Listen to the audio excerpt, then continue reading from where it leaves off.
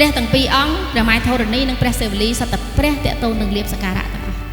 អញ្ចឹងព្រះសិវលីជាព្រះដែលសម្បូរទ្រព្យចង់បានលៀបបនព្រះសិវលីអញ្ចឹងហេតុអីព្រះសិវលីនេះខ្ញុំធ្វើជាពណ៌សម្រិទ្ធព្រោះតាំងចិត្តឲ្យកន្លែងនេះ100ឆ្នាំទៀត200ឆ្នាំទៀតឬ300ឆ្នាំទៀតកន្លែងនេះទៅជាតំបន់ដែលស័ក្តិសិទ្ធិខ្លាំងព្រោះនៅពេលដែលយើងធ្វើតម្រង់បែបស្ពាន់សម្រិទ្ធបែបនេះ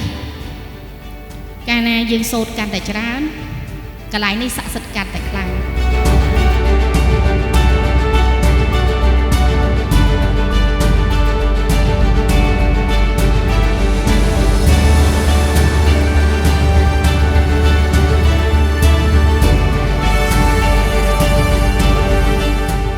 មែនតើមនុស្សគ្រប់គ្នាគួរតែគោរពអមាយធរណីតែស្អីជើងយើងជន់ដីរាល់ថ្ងៃណាញ៉ាំទឹកដើរលើដីអញ្ចឹងគ្រប់គ្នាទៅគោរពប្រមាយធរណីអញ្ចឹងប្រមាយធរណីអត់រើសទេអ្នកណាក៏គោរពបានដែរ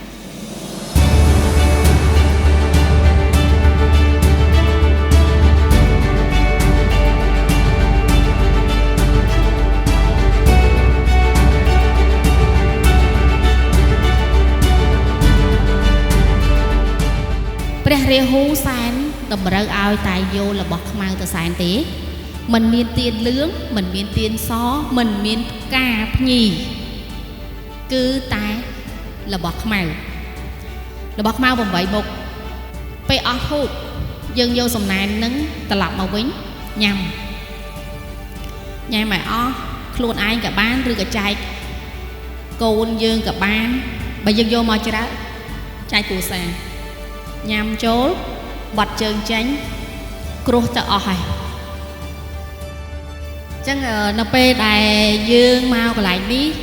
ដោយសារកន្លែងនេះជាតំបន់ស័ក្តិសិទ្ធិអញ្ចឹងតំបន់កន្លែងនេះគេហៅតំបន់ទ្វារឋានសួគ៌តាមអង្គសាអ្នកដែលរៀនហុងស៊ុយប្រហែលជាដឹងច្បាស់ព្រោះទិសនេះគេហៅទិសទ្វារឋានសួគ៌អញ្ចឹងខ្ញុំជ្រើសរើសកន្លែងនេះធ្វើជាកន្លែងទីសក្ការៈដើម្បីអីទ្វារឋានសួគ៌គឺមានអំណាចខ្លាំងមានបារមីខ្លាំងអញ្ចឹងយើងបួងសួងអីគឺយើងបានហ្នឹង